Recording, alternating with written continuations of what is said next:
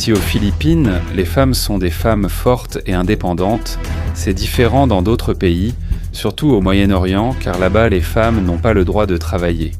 Prenons par exemple l'histoire de cette femme. Elle ne portait pas d'armes, elle ne criait pas lors des manifestations, c'était juste une femme simple qui portait un foulard, et cela n'a pas plu à la police. Et à cause de cela, Mahsa Amini a été arrêtée par la police des mœurs en Iran, et elle n'est jamais sortie vivante. Sa mort a été la raison pour laquelle les protestations ont éclaté, non seulement contre les lois sur le hijab, mais aussi contre tout le pays. Car pendant longtemps, des millions de femmes dans différentes parties du monde islamique ont souffert de la cruauté. Ce qui est arrivé à Mahsa n'est pas un cas rare, cela se produit encore et encore. De Téhéran à Kaboul en passant par Riyad, de nombreuses femmes sont réduites au silence, limitées et peu à peu effacées, non pas par des étrangers, mais par le système même qui est censé les protéger. Ce n'est pas seulement une question de droits humains, mais aussi d'effondrement de la société. Et lorsqu'un pays ou un dirigeant maltraite la moitié de sa propre population, ce n'est pas seulement le potentiel qui est perdu, c'est aussi l'avenir qui disparaît. Dans cette vidéo, nous allons discuter pourquoi les abus envers les femmes deviennent l'un des problèmes les plus destructeurs au sein même du monde islamique. Et tu comprendras aussi ici pourquoi cela peut être la raison pour laquelle des pays s'effondrent. Ce n'est pas l'histoire d'une seule femme dans un seul pays, mais c'est déjà un énorme problème qui se produit dans différents endroits du monde. Mais avant de continuer, merci d'aimer cette vidéo, c'est très important pour nous, les créateurs de contenu. Merci beaucoup. Aujourd'hui, des centaines de millions de femmes vivent sous des systèmes qui contrôlent chacun de leurs mouvements. Que doivent-elles porter? Où peuvent-elles aller? Qui vont-elles épouser? Peuvent-elles travailler? Peuvent-elles étudier? Ont-elles le droit de sortir de la maison sans la permission d'un homme? En Iran, la police des mœurs patrouille dans les rues pour arrêter les femmes qui, selon eux, ne sont pas habillées correctement. Ils emmènent les femmes, les font monter dans une camionnette et les conduisent dans des centres de détention. Beaucoup sont battus et parfois, comme cela s'est produit avec Mahsa Amini. Certaines meurent, puis les autorités mentent sur la façon dont cela s'est passé. En Afghanistan, des talibans armés se tiennent devant les écoles, empêchant les jeunes filles qui veulent simplement étudier au-delà de la 6e année. Pour eux, l'éducation des femmes est un crime. Ces hommes, dont beaucoup sont à peine alphabétisés, affirment que l'esprit des femmes serait dangereux. Dans certaines régions du Pakistan, du Yémen et même dans des pays dits modérés comme la Jordanie, des pères et des frères tuent leurs propres filles et sœurs. Et comment appellent-ils cela? L'honneur. Au tribunal, la peine est souvent légère. Parfois, il n'y en a même pas. Le nombre de cas est choquant. La violence ne s'arrête pas. Et la raison, et c'est presque toujours la même. Ils disent qu'ils protègent la culture, la religion et la tradition. Mais voici la vérité qu'ils refusent d'accepter. Ils ne protègent rien. Petit à petit, ils détruisent tout. Quand tu fais taire la moitié de ta population, ce ne sont pas seulement des voix qui disparaissent. Non. On perd les médecins qui savaient guérir les maladies, on perd les ingénieurs qui savaient aider à construire des bâtiments et des routes, on perd les enseignants qui savaient former la prochaine génération, on perd les entrepreneurs qui savaient créer des emplois, on perd les mères qui savaient élever des enfants respectueux des femmes. En d'autres termes, c'est l'avenir qui disparaît. Et cette perte a un prix. On le paie aujourd'hui par la pauvreté, le chaos et la lente dégradation de la société. Regardons l'argent, car rien ne montre plus clairement à quel point les abus systématiques envers les femmes sont graves que leur impact sur l'économie. Le Moyen-Orient et l'Afrique du Nord ont le taux d'emploi féminin le plus bas au monde. En 2022, selon la Banque mondiale, seulement 19% des femmes en âge de travailler avaient un emploi ou cherchaient pas même simplement du travail. À l'échelle mondiale, la moyenne des femmes ayant un emploi est de 48%. Cela signifie que c'est le double de ce qui est atteint au Moyen-Orient. Et dans certains pays, c'est encore pire, avec un écart de 68%. En Égypte, il n'est plus que de 15%. En Irak, cela tombe même à 11%. Et en Jordanie, même si le taux d'alphabétisation des femmes est presque de 100%. La participation des femmes au marché du travail reste bloquée à seulement 15%. Imagine ce que signifient ces chiffres. Imagine une rue au Caire ou à Bagdad. Sur 5 femmes que tu vois, 4 d'entre elles ne font pas partie de l'économie formelle. Ce n'est pas parce qu'elles manquent de compétences. Ce n'est pas parce qu'elles manquent d'intelligence. Ce n'est pas parce qu'elles manquent de capacité. Mais parce qu'il y a des lois, des coutumes et des détenteurs de pouvoir qui ont décidé que les femmes doivent rester invisibles et sans valeur en ce qui concerne l'argent. Quel en est le résultat ? Des pays entiers qui ne fonctionnent qu'à moitié, des économies étouffées par l'idéologie. Et le problème devient encore plus évident lorsqu'on regarde le chômage. Chez les femmes arabes qui essaient vraiment d'intégrer le marché du travail, le taux de chômage atteint 42,5%. C'est 3 fois plus élevé que la moyenne mondiale pour les femmes.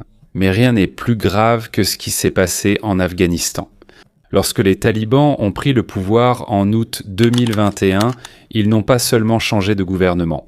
Ils ont lancé une guerre directe contre les moyens de subsistance des femmes. Les femmes ont été interdites de la plupart des emplois. Les entreprises ont été fermées.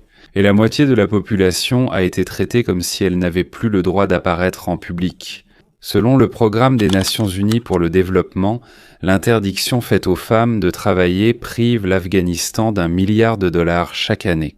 Cela représente 5% du PIB total du pays. Cela disparaît chaque année. Cela est sacrifié pour l'extrémisme alors que des millions d'Afghans ont faim. Mais la situation ne fait qu'empirer. Selon l'UNICEF, empêcher les filles afghanes d'aller à l'école secondaire coûte au pays 2,5% supplémentaires de son PIB annuel.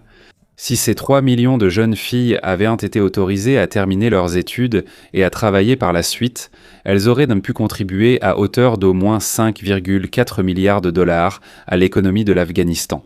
Mais au lieu de cela, elles restent à la maison, année après année, regardant leur avenir disparaître peu à peu, espérant une liberté qui n'arrivera peut-être jamais.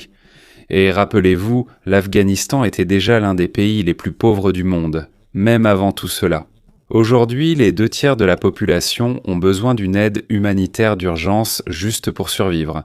Près de 97% des Afghans risquent de tomber sous le seuil de pauvreté. Il y a des familles désespérées qui en arrivent à vendre leurs enfants. Et quelle est la réponse des talibans face à cette tragédie ? Davantage d'interdictions, davantage de portes fermées, un étranglement encore plus strict. Mais voici ce qui est le plus révoltant. Nous avons des preuves claires, irréfutables, que la méthode opposée fonctionne réellement. Regardez le Bangladesh, un pays à majorité musulmane qui a choisi une direction différente. Ils ont beaucoup investi dans l'éducation des filles. Ils ont ouvert des opportunités d'emploi. Et le résultat est clair. La participation des femmes au marché du travail est passée de 10% en 2003 à plus de 36% en 2016. L'économie a explosé, avec une croissance de 6 à 7% chaque année, le taux de pauvreté a chuté. Le Bangladesh est devenu l'une des plus belles réussites du monde en développement. Maintenant, comparez cela au Pakistan. Presque la même population, presque les mêmes ressources. Mais les femmes ont été maintenues en marge. Le taux de participation des femmes à la population active est resté autour de 22%, et l'économie est faible, instable, sans direction. Malgré cela, même l'Arabie Saoudite, oui l'Arabie Saoudite, le pays où les femmes n'avaient pas le droit de conduire, et où il fallait encore la permission d'un homme pour presque tout, a déjà compris cela. Sous le programme Vision 2030, le gouvernement a fortement encouragé l'entrée des femmes sur le marché du travail. Le changement s'est accéléré. La participation des femmes à la main-d'œuvre est passée d'environ 20% à plus de 36% à la fin de 2024. Aujourd'hui, les femmes saoudiennes travaillent comme ingénieures, financières, policières et entrepreneurs. Et le gouvernement est clair. L'autonomisation des femmes ne concerne pas seulement les droits. C'est nécessaire pour faire vivre l'économie et pour ne pas dépendre uniquement du pétrole. Donc, les preuves sont très claires. Ce n'est plus une question d'opinion. Les mathématiques sont simples. Les pays qui ont inclus les femmes progressent. Les pays qui les ont repoussées déclinent peu à peu. Et pourtant, en Afghanistan, en Iran et dans de nombreux autres endroits, l'oppression continue. Les interdictions se multiplient. La violence s'intensifie, et c'est là qu'entre en jeu une question effrayante. Si les dégâts économiques sont déjà aussi graves aujourd'hui, qu'est-ce que cela fait à la prochaine génération ? Que va-t-il arriver aux sociétés qui non seulement oppriment les femmes aujourd'hui, mais détruisent aussi toute chance de progrès pour demain ? La réponse à cette question devrait t'empêcher de dormir la nuit. L'Afghanistan a fait quelque chose qui devrait effrayer toute l'humanité. C'est maintenant le seul pays sur Terre, le seul parmi 195 nations à interdire officiellement aux jeunes filles d'accéder à l'enseignement secondaire. Elles n'ont pas été abandonnées, aucun manque de fonds. Interdit illégal un crime. En 2024, il y a 1,4 million de jeunes filles afghanes qui devraient être au collège ou au lycée. Mais à la place, elles sont enfermées chez elles. On leur a pris leurs livres. Les écoles ont été fermées et verrouillées. Les enseignants ont été intimidés pour qu'ils se taisent ou fuient le pays. Et leurs esprits, intelligents, curieux, assoiffés de savoir, sont délibérément et impitoyablement gaspillés encore et encore. Cet effet se propage dans toute la société comme des dominos qui tombent lentement. Les mariages d'enfants ont explosé. Avant que les talibans ne prennent le pouvoir, des études montraient qu'environ 28% des filles étaient de mariées avant l'âge de 18 ans. C'était déjà grave à l'époque. Mais en 2023, des groupes de recherche locaux ont découvert que 70% des jeunes filles interrogées connaissaient personnellement quelqu'un qui avait été forcé de se marier avant d'être adulte. 70%. Comme les enfants ne peuvent plus aller à l'école, certaines familles les vendent simplement aux plus offrants. Et en même temps, le système de santé s'est également effondré. Parce que les femmes ont été interdites d'université. L'Afghanistan manque rapidement de femmes médecins, infirmières et sages-femmes. Et quand ces femmes auront disparu, qui soignera les femmes et les enfants ? C'est la véritable question à laquelle ces régimes refusent de répondre. Dans une société très conservatrice, où les médecins hommes ne peuvent souvent pas examiner les patientes en raison de restrictions religieuses, la situation devient impossible et dangereuse. Il y a des femmes qui souffrent de maladies. Elles pourraient être soignées. Mais elles meurent parce que personne n'est autorisé à les soigner. Le taux de mortalité maternelle augmente. Des bébés meurent à la naissance alors qu'une aide médicale appropriée aurait pu tout changer. Et en décembre 2024, les talibans ont publié un décret interdisant aux femmes d'étudier la médecine ou de devenir sage-femme. Cela a fermé l'une des dernières portes qui restait ouverte. Ils ne privent pas seulement les femmes d'éducation. Ils créent délibérément une catastrophe qui touchera de nombreuses générations.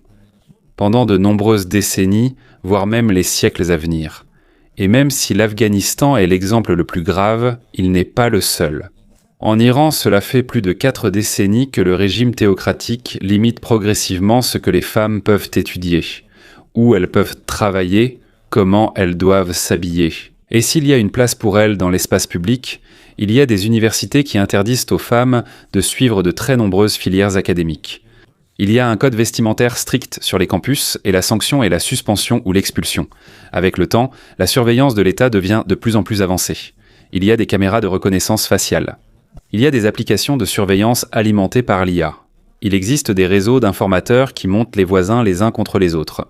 Mais peut-être qu'aucun événement n'illustre plus clairement à quel point l'obsession de contrôler les femmes est folle que le nôtre. Ce qui s'est passé à la Mecque en mars 2002.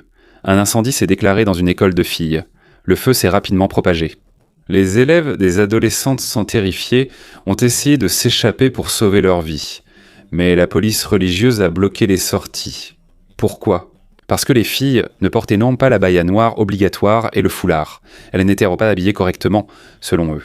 Dans la logique tordue des Moutawa, les agents religieux d'Arabie Saoudite, il vaut mieux que les filles brûlent vives plutôt que d'être vues en public mal habillées. 14 jeunes filles sont mortes ce jour-là. 14 enfants. Pas à cause d'un accident. Pas à cause d'un manque de temps. Mais à cause d'une politique.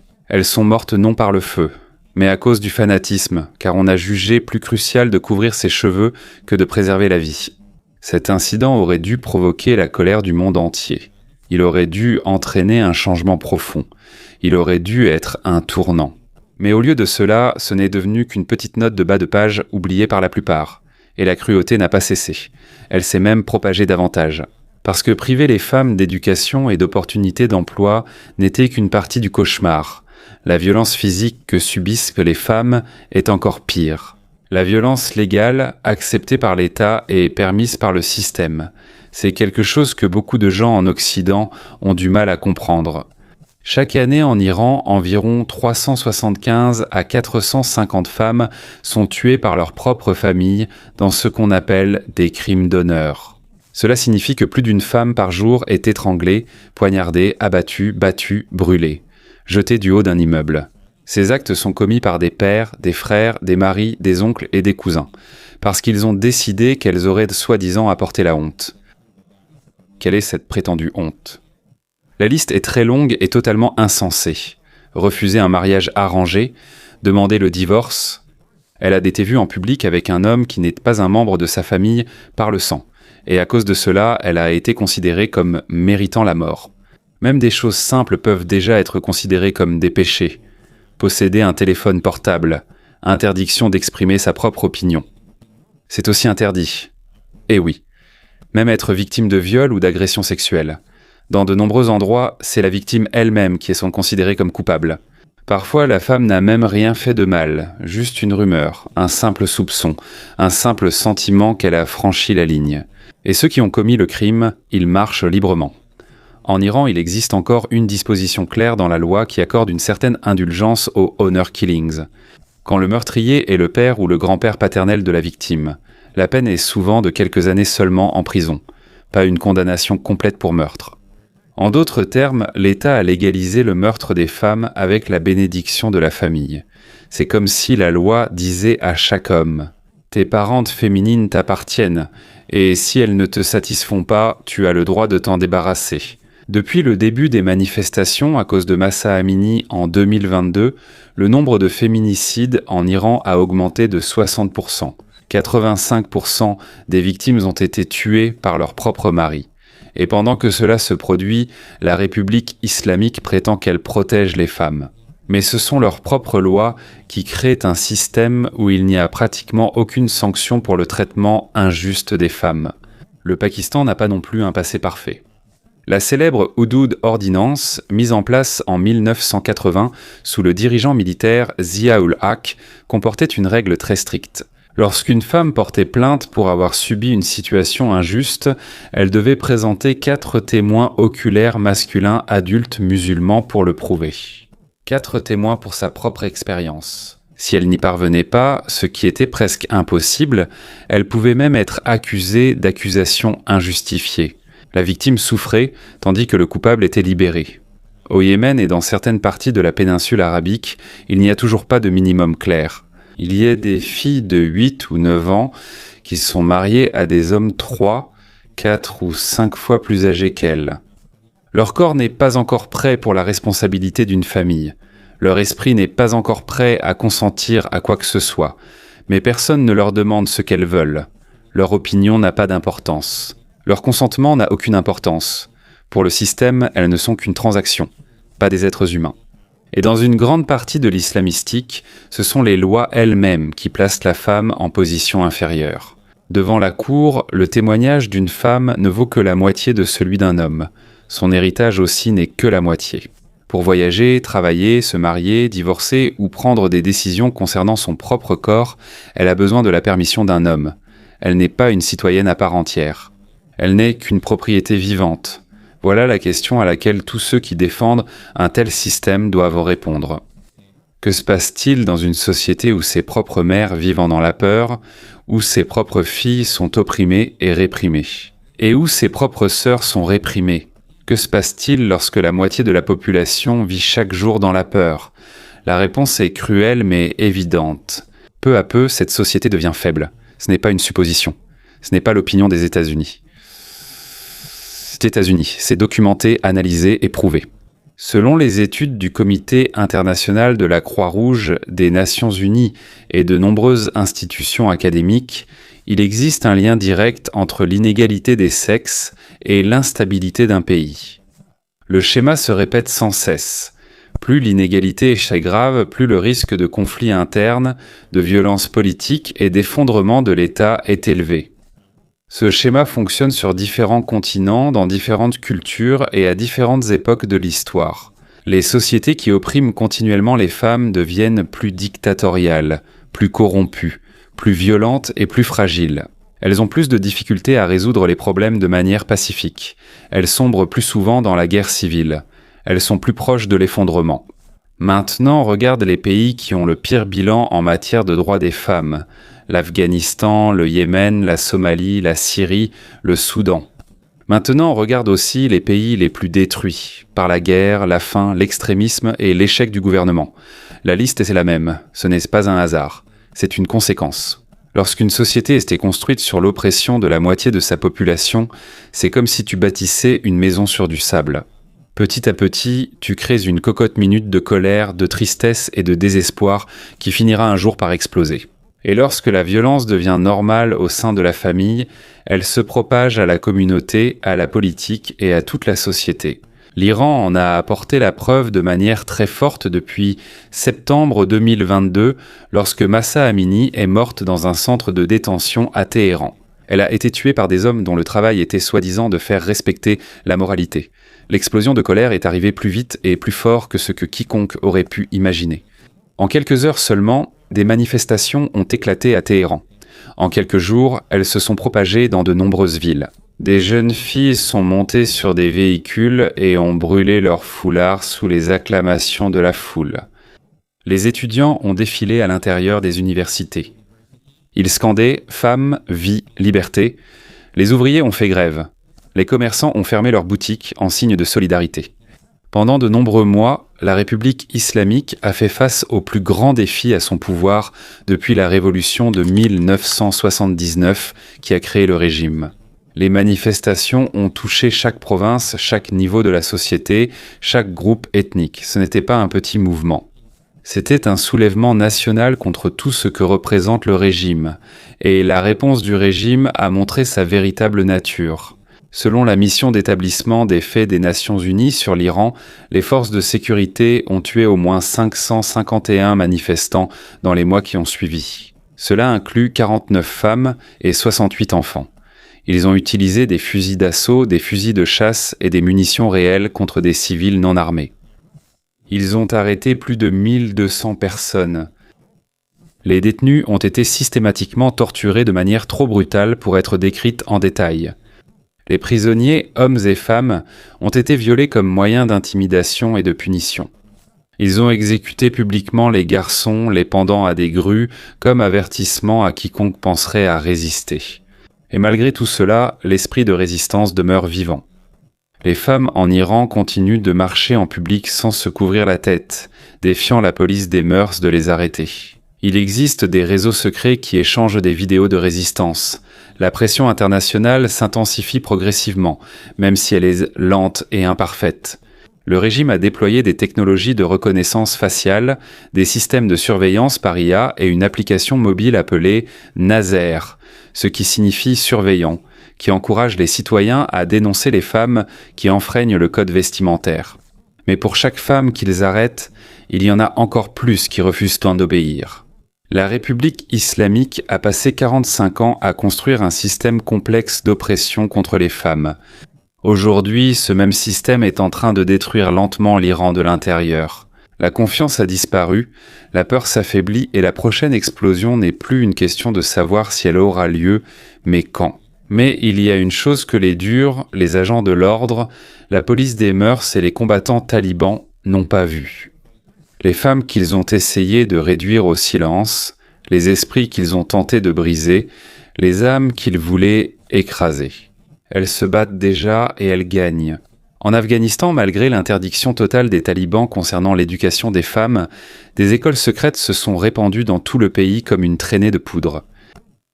Des femmes courageuses, prêtes à être emprisonnées, torturées ou tuées simplement pour enseigner secrètement aux jeunes filles. Dans des sous-sols, derrière des pièces, derrière des portes closes, il y a des gardes à l'extérieur. Elles savent ce qui leur arrivera si elles se font prendre, mais elles continuent quand même. Parce qu'elles savent en quelque chose que les talibans ne comprendront jamais. On ne peut pas tuer une idée en brûlant un livre. En Iran, la nouvelle génération de femmes continue simplement d'avancer. Elles refusent d'obéir. Elle publie des vidéos où elle marche dans les centres commerciaux sans hijab. Elle danse sur les places publiques. Elle s'organise, communique et s'entraide grâce à des applications chiffrées que le régime ne peut pas contrôler. À chaque arrestation, il y a un nouveau martyr. À chaque répression, une nouvelle personne rejoint la lutte. Et il s'avère qu'une véritable réforme est possible même dans des endroits qui semblaient autrefois sans espoir. Au Maroc, la famille a été complètement transformée. En 2004, les femmes sont devenues des citoyennes à part entière.